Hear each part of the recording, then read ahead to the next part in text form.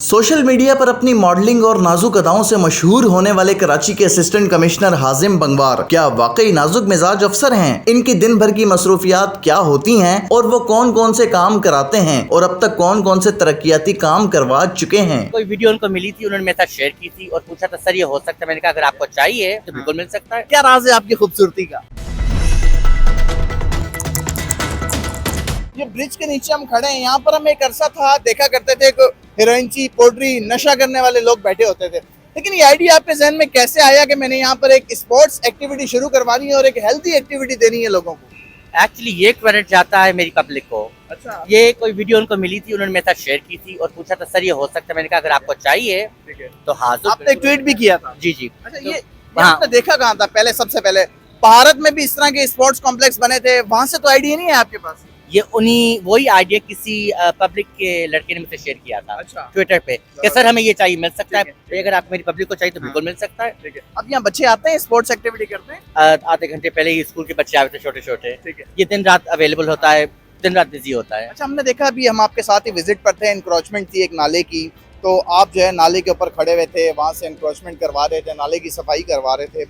एक ऐसे माहौल में रहने वाला बंदा, मम्मी डैडी टाइप का बंदा, लोग कहते थे कि ये जो है बड़ा इनका कचरा कुंडी में जाएगा या नालों पे जाएगा। आपने उन तमाम लोगों की बातों को जो है वो गलत करार दिया और आप फील्ड पर इस तरह मौजूद रहते हैं कि कोई भी मौजूद नहीं रहता। मैंने तो कोई असिस्टेंट कमिश्नर इतना एक्टिव नहीं देखा, कि हमने ज्यादा से ज्यादा देखा कि असिस्टेंट कमिश्नर कहीं विजिट कर लिया, प्राइस कंट्रोल। लेकिन अब आप एक्टिविटी कर रहे हैं, इलाके को खुशगवार बनाने के लिए अपना अहम किरदार अदा कर रहे हैं। सारी चीजें आपको कौन करवा रहा है? खुद खुद कर रहे हैं। तो करवाएगा कौन? अच्छा, बहुत सारे लोग ना फंड ना होने का रोना धोना रोते हैं कि हमारे पास फंड नहीं, हम काम नहीं कर सकते। लेकिन आपके साथ भी इस तरह के मसाइल आते हैं, कैसे आप इस तरह का फंड हासिल करते हैं, कैसे आप डिबेट करते हैं, कैसे लोगों का हक छीन कर ले रहे हैं? लिमिटेशंस होती हैं आपके पास ऑब्वियसली फुल एक्सेस नहीं होता है हर चीज़ पे, लिमिटेशंस होती हैं। पर आपको थोड़ा स्मार्ट होना पड़ता है कि जैसे बार्गेन करनी होती है कि भाई मुझे ये चाहिए, और ये जब कोई भी चीज़ पब्लिक का फंड होता है, यूसी का, जब अपना भी होए, मैं बार्गेन करता हूँ कि नहीं भाई ये महंगा है, ये रॉड थोड़ी सस्ती करके दो, ये पेंट थोड़ा सस्ता करो, मैं बार्गेन करता हूँ। आप लोगों के लिए लोगों का हक इदारों से छीन कर ले रहे हैं। जो हमारे हल्का अहबाब जो इदारे हैं वो लोगों का हक दबा कर बैठे हैं, काम करने के लिए पैसे नहीं देते। नहीं, वो भी छीनने का मुझे आपको मना नहीं करते? नहीं, मुझे कोई मना नहीं करता। अच्छा, जबरदस्ती आप लाडले तो नहीं है? आपका ताल्लुक कहाँ से है और आपने उर्दू बोलना कब और कहाँ सीखी? मेरी मॉम इराकी हैं, मेरा डैड पाकिस्तानी बलोच है। तो अब आप वो लिंक बना दे जहाँ से ताल्लुक हो मेरा। और उर्दू मैंने अराउंड 3 साल पहले सीखी थी। 3 साल पहले सीखी है। माशाल्लाह, 3 साल में बड़ी रवानी के साथ उर्दू बोलना शुरू हो गया। लेकिन कई की जगह पे हमने देखा है कि आप उर्दू बोलते बोलते एकदम इंग्लिश पर स्विच हो जाते हैं। मेरी कंफर्ट जोन है और मैं ट्रांसलेट कर रहा होता हूँ, तो मैं मेंटली ट्रांसलेट कर रहा होता हूँ। ठीक है। आपकी बहुत सारी तस्वीरें ऐसी वायरल हुई कि उसके अंदर इतना ग्लो कर रहे हैं आप कि लड़कियां भी जो है ना आप पर रश कर रही हैं, जेलिस हो रही हैं कि ये बंदा तो लड़कियों से भी ज्यादा खूबसूरत नजर आ रहा है। क्या राज है आपकी खूबसूरती का? ये रास्ते मैं कभी नहीं बताऊंगा। कोई ऑफ कैमरा आपको बताऊं तो कैमरा पे तो कभी नहीं बताऊंगा। अच्छा, यानी कि नेचुरल ब्यूटी नहीं है, कोई ना कोई राज है। मिक्सचर है। अच्छा, मिक्सचर है, हाँ। ठीक है। तो आप जैसे लोग तो मतलब जो इस तरह के नजर आते हैं, बड़े मम्मी डैडी टाइप के, बड़े खूबसूरत से, उन लोगों की जिंदगी का एक ही मकसद होता है, मुख्तलिफ मुल्क घूमें, यूरोप जाएं, कनाडा जाएं, अपनी एक लाइफ को एंजॉय करें। मतलब कभी आपने सोचा था कि मैं असिस्टेंट कमिश्नर बन जाऊंगा और यहाँ पर इंक्रोचमेंट, कचरा कुंडी और नालों की सफाई में लग जाऊंगा? नहीं, ये तो कभी नहीं सोचा था। पर अगर आप बात करते हैं मुल्क या दुनिया घूमने की, वो तो मैं कर चुका हूँ। ईस्ट टू वेस्ट, टोक्यो से लेकर कैलिफोर्निया तक, ऑल इज डन। ऐसा कोई मुल्क नहीं है एक्सेप्ट रशिया, वो भी नहीं गया हूँ। पर एवरीथिंग इज ऑलरेडी डन। ये नहीं सोचा था कि मैं ये कर रहा हूँ या क्या, ना ही मैंने अगला सोचा क्या कर रहा हूँ। मैंने कोई प्लानिंग नहीं की थी। ये पता था, आइडिया था कि मैं लाइफ के साथ कुछ ज़्यादा सीरियस करना चाहता हूँ, जहाँ लाइफ का कोई मीनिंग होए, कि आपका इम्पैक्ट हो, कि अगर मेरे होने से अगर एक लाइफ भी चेंज हो जाती है तो गुड। बहुत सारे लोग कहते हैं कि हाजिम बंगवार जो है बड़ा आदमी है, इसकी बड़ी पहुंच है और बड़ी तंजीमों का हिस्सा है, बड़ी बड़ी सिफारिश करवा के यहाँ पर आया है। तो आप ये बताएं बंगवार साहब कि आप आए हैं या लाए गए हैं? मैं आया हूँ, मैरिड पर आए हैं? कम्प्लीटली मैरिड पे आया हूँ। धमकियाँ वगैरह भी मिलती हैं आप? नहीं नहीं मिलती, कोई आपके काम में रुकावट नहीं डालता? नहीं। यानी कि लकी हैं आप। वरना हमने देखा जिसने जब किसी माफिया पे हाथ डाला है उसको धमकियाँ मिली हैं। ऑनेस्टली मुझे ना किसी ने धमकी अभी तक दी है, ना किसी ने मुझे तंग किया है। ऐसी कोई बात मेरे साथ नहीं हुई है पर्सनली।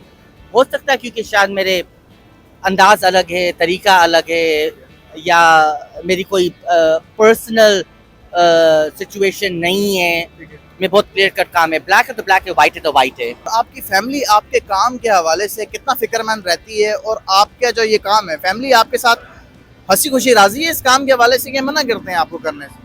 अब राजी हैं, और वो मेरे लिए फिक्रमंद कम बाकियों के लिए ज़्यादा होती है। अच्छा, ये बताएं कि आप जो है वो सिंगिंग का बड़ा शौक रखते हैं और बड़े ज़बरदस्त तरीके से गाते भी हैं, तो ये शौक आपको शुरू से था या बाद में आपने सोचा कि मुझे गाने भी गाने चाहिए?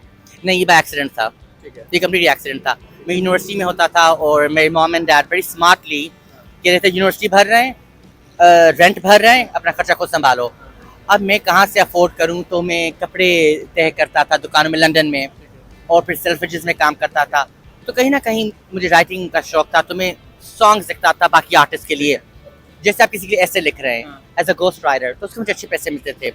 तो इधर से कहीं ना कहीं मेरे बड़े रिकॉर्ड डील साइन हो गई, अच्छे कॉन्ट्रैक्ट साइन हो गए, और आगे जाके पता कि भाई सिंग भी कर सकता है, तो 2 in 1 रेस्ट इज हिस्ट्री। एक गाने के एक अंदाजे के मुताबिक कितने पैसे लेते हैं आप? डिपेंड करता है आर्टिस्ट पे, आर्टिस्ट पे डिपेंड करता है, उसकी डिमांड पे डिपेंड करता है, प्रोड्यूसर कौन है। अगर कोई नया आर्टिस्ट है, बैकिंग बड़ा रिकॉर्ड लेबल नहीं है, तो शादी कब कर रहे हैं? मेरी उम्र ही क्या है अभी। वैसे अब ये बता देंगे आपकी उम्र क्या है? बहुत सारे लोग सोचते हैं कि 25 का है, 30 का है, 35 का है, 22 का है, आपकी एग्जैक्ट उम्र है क्या? 29। मंगवार साहब, आपकी कुछ तस्वीर शॉर्ट्स में और टी शर्ट्स में वायरल होती हैं और कहते हैं कि ये एक ऐसा असिस्टेंट कमिश्नर है जो विदाउट सूट या मतलब बगैर कौमी लिबास के घूम रहा होता है, लेकिन आपकी तस्वीर उसमें भी देखी है जिसमें आपने शलवार कमीज पहनी है, वेस्ट कोट पहना हुआ है, तो ये क्या तरतीब है? आप ये शॉर्ट और टी शर्ट कब पहनते हैं और अपना जो ऑफिस ड्रेस है वो कब पहनते हैं? अगर मीटिंग्स होती हैं, कोई ऑफिशियल काम होता है सीनियर्स के साथ, शलवार कमीज, वेस्ट कोट या फुल सूट। उसके बाद जब मैं फील्ड में होता हूँ, अगर 2-3 घंटे का काम है, 4-5 शलवार कमीज। पर जब मुझे पता है स्ट्रेच पे है, मुझे नाले के ऊपर खड़ा होना है, या बारिश हो रही है या मिट्टी है, तो मुझे अपने स्नीकर्स और कपड़े चेंज जाहिर सी बात है, बंदा अपने कंफर्ट जोन को एब्सोल्युटली, क्योंकि 2-3 घंटे की तो मैं नहीं कर रहा हूँ, बच्चे आ गए बाहर स्पोर्ट्स खेलने। आप पूरे पाकिस्तान में सोशल मीडिया पे डिस्कस होते रहे, तो अवाम का और आपके दरमियान जो एक ताल्लुक बना, लोग आपसे मिलने की कोशिश करते थे, क्या बातचीत होती थी? आपको देख के हैरान होते थे, क्या बोलते थे, बातचीत क्या होती थी? हेलो हाय होता था,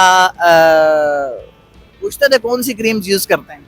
ये टॉप क्वेश्चन होता था, ये टॉप क्वेश्चन था। नहीं, ज़्यादा करके बस मिलना चाहते थे, तस्वीरें, अपनी प्रॉब्लम्स बताते थे।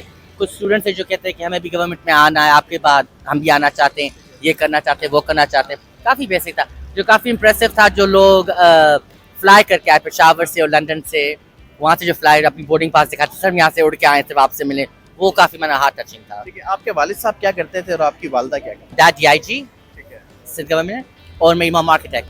अच्छा, जबरदस्त। जो आपका सुकून करने का वक्त होता है, छुट्टी के बाद जाने का, जो एक बंदे की पर्सनल लाइफ होती है, कैफेज में जाना, दोस्तों के साथ बैठना, एंजॉय करना, वो कैसा है? 18 घंटे के बाद कितने घंटे बचे हैं? अच्छा, आपके पास टाइम बचता ही नहीं है चीजें करने का? बताएं ना। यानी कि जाती जिंदगी का टाइम खत्म हो गया इस काम में आने के बाद? तो अगर मैं जाके सो लूँ, आपको ये नोट करना है कि ये मेरे पास एक सब डिविजन है, रिस्पॉन्सिबिलिटी है। यहाँ कभी कुछ हो जाता है, किसी को तकलीफ होती है, 1000 मसले, मैं इतना आराम से जाके, शायद पर्सनल मेरा मसला है, मैं जाके ऐसा आराम नहीं कर सकता। जिस तरह की आपकी तस्वीरें आती हैं, लोग तो समझते होंगे पता नहीं कितना घूम फिर रहा होता है भाई। नहीं, वो भी होता है, कभी कभी मुझे जैसे किस्मती, कभी मुझे कहीं जाना है, स्टूडियो जा रहा हूँ, या कोई इंटरव्यू है, या डिनर पे जा रहा हूँ, वो किस्मती जो होता है, तो ऑब्वियसली किसको पसंद नहीं, आप तैयार होके जाओ, वो तो डेफिनेटली। बहुत बहुत शुक्रिया आदिल साहब, आपने टाइम दिया, और अल्लाह पाक आइए जज्बा आपका हमेशा कामयाब रखे। और ये बताएं, आपके पूरे जिस्म पर कितने टैटूज हैं? 8। ये कब कब आपने बनवाए और कितना शौक रखते हैं टैटूज का?